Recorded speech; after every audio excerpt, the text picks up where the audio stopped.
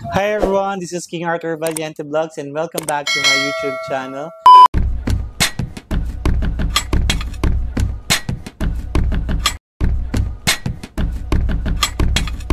And for today's video, ang gagawin nating video is gagawa tayo ng scary stories. So basically, it's my personal experience, guys. So kwento ko lang sa inyo yung personal experience ko. And bakit ko nga ba ngayon ko lang siya ginagawa? It's because dahil sumasabay lang din dahil, well, mag-November 1 na and araw ng mga patay, diba? So, this is the month for Halloween, right? So, kaya ngayon ko ikukwento. So, gusto ko lang ikwento sa inyo yung mga na-experience ko na scary experience bukod sa iniwan niya ako. Charis. Hindi, ibang multo yun. So, ayun nga. Ang usapan natin dito is yung mga na-experience ko na medyo kakaiba na hindi natin na-experience. Lalo na sa mga taong wala naman talagang third eye or wala naman talagang or hindi din sila nakakaramdam ng mga scary nakakakita or something na nakakatakot. Ganun. So, gusto ko mag-start nung father ko namatay siya nung 2005. So, namatay yung father ko ng 2005 and pang umaga't hapon ako noon, grade 6 ako. So, actually, Pasko namatay yung father ko and then nilibing siya bago mag-New Year. So, it's a sad moment namin yun dahil nga, syempre, namatay yung father ko and then yun nga. And then, ano yung scary part doon? Is yung scary part doon na nangyari is, di ba, after ng Christmas vacation, pasokan na ulit. So, umaga't hapon yun. And then, yung bahay namin dati is, sobrang lawak niya, guys. And then, mayroon siyang kasi manukan yun, guys. So, mga barkada ni Papa yung mga nagmamanok doon. And then, malaki talaga as in yung lupa. Malawak. So, ang harang niya lang is kung i-imagine niyo ang harang niya is puro yero. And then sa kabila dun sa place na yon is may subdivision yung likod and then dalawang bahay lang yung nakatirik doon. So sobrang laki niya talaga as in.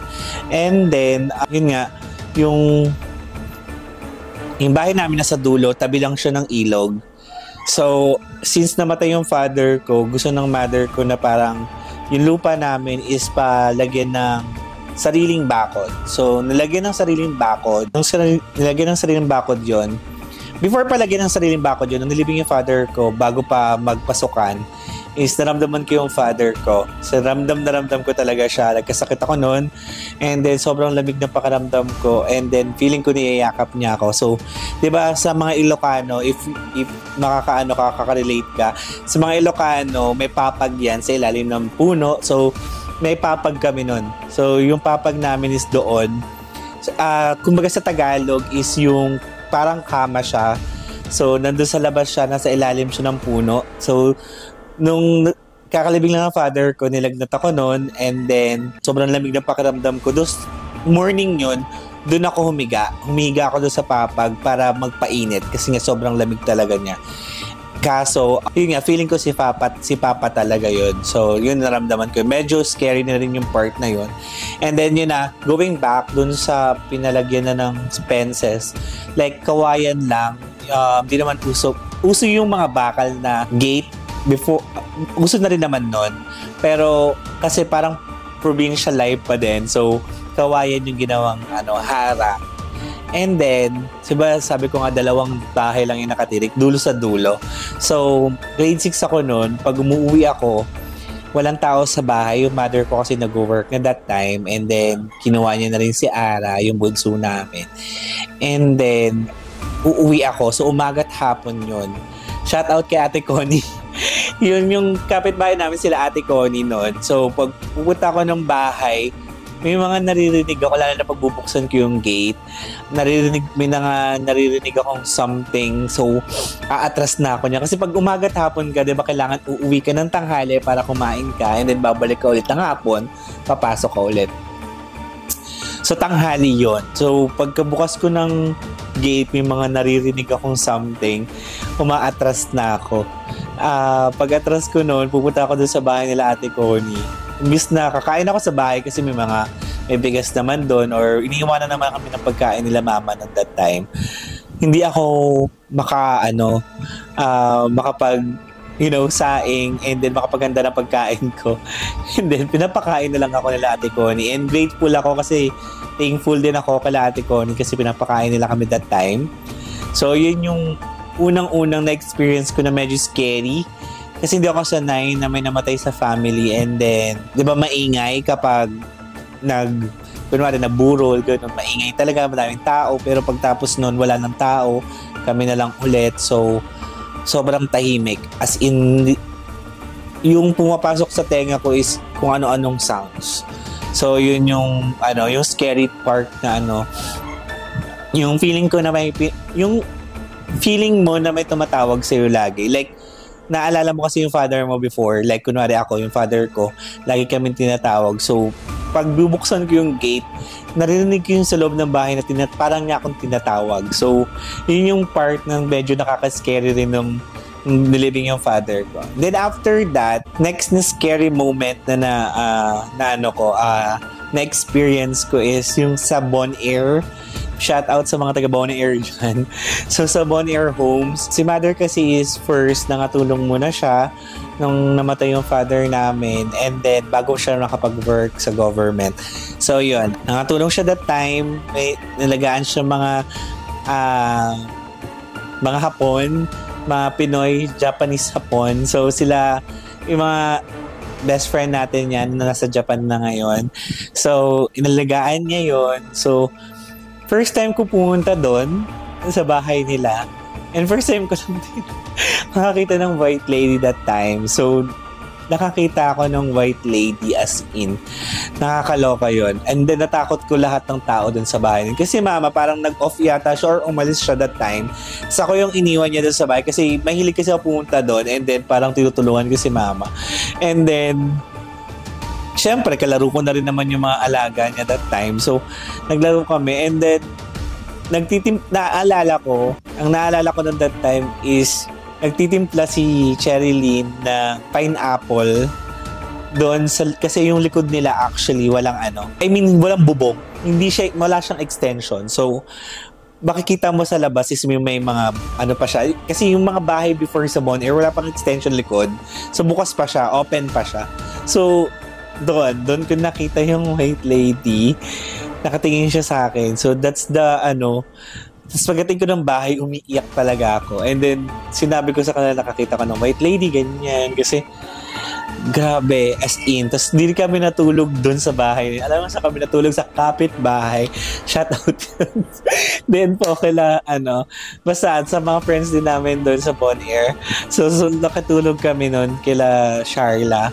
Basta ayun, doon sa kabilang bahay. And then doon kami natulog that time, lahat kami.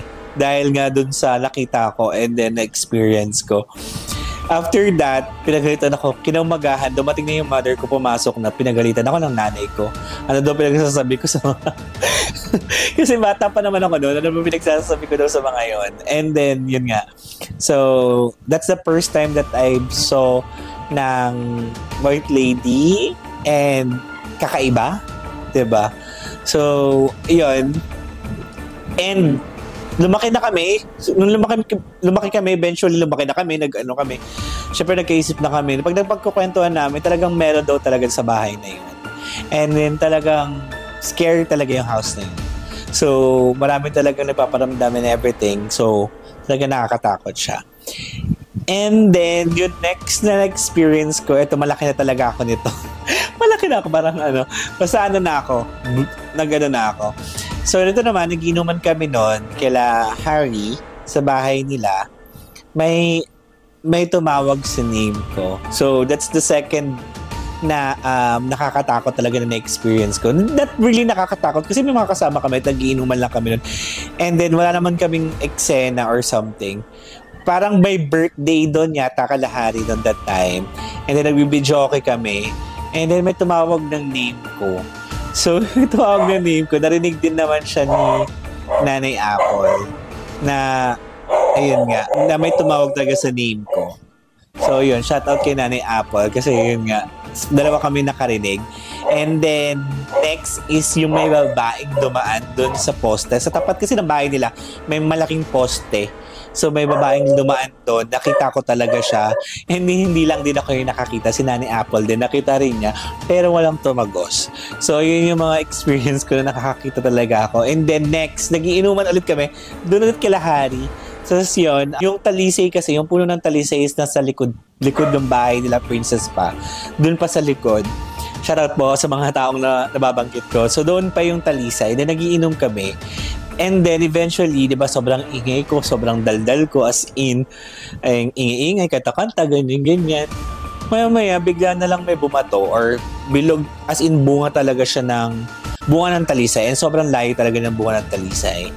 Ayun. So, yun yung last na scary. Pero dito sa bahay na to sa kinaupuan ko ngayon, actually, when I was first na talagang lumipat ako here, ako lang mag-isa, and then sobrang tahimik niya talaga. As in, yung tipong maririnig ka, as in, ganun yung pakiramdam. So, may mga naririnig ako, mga naglalakad. So, eventually, feeling ko pusa siya. So, or daga. Kasi sobrang dito, sobrang liblib, ang daming tambak. So, inisip ko na lang daga siya and pusa. And yeah, I think pusa talaga siya. So, yun yung mga scary moments na experience ko sa life. And ngayon, medyo akala nyo tinatawa-tawanan ko lang, pero syempre takot ako that time. Lalo na sa mga naka-witness na takot talaga ako sobra nun. And then yung may mga times kasi na nakakarinig ako na sobrang siya, hindi siya hindi siya normal. And then right now, hindi naman na ganon kalakas yung senses ko. Unlike before, talagang sobrang lakas. And yung tenga ko, I don't know why, yung tenga ko talaga sobrang lakas talaga ng pandinig. So, even pinakamaliit na kaluskos, naririnig ko yan. So, talagang naririnig ko kahit sa kasuluk-sulukan ko nasaan man ako yung na yan. So, ganoon siya. Lalo na nung nandito ako sa bahay na to na mag-isa ako, talagang grabe yung naririnig talaga ako. Kasi may mga naririnig ako like kumakaluskos, ganun yung eksena. So, kakaiba. So, yeah. Ngayon ko lang siya kinuwentuin, shinare kasi nga it's also Halloween and araw ng mga patay. It's makiki-joyride tayo. Joyride! O baka naman joyride. Ride tayo sa scary moment. Pero ito, patawa-tawa, di ba? Habang kinukwento. And yeah, that's it yung mga na-experience kong scary moments nung bata ko until nung naging nag-bloom, naging bulaklak na, gano'n. So, ayun, if naka-experience ka rin ng ganyan, kwento mo yan dyan sa comment section. At kung nakaabot ka sa video to, comment mo rin kung taga saan ka. And thank you so much for watching, and don't forget to subscribe to my channel. And yeah, that's it. Share this video. Bye! Paalam!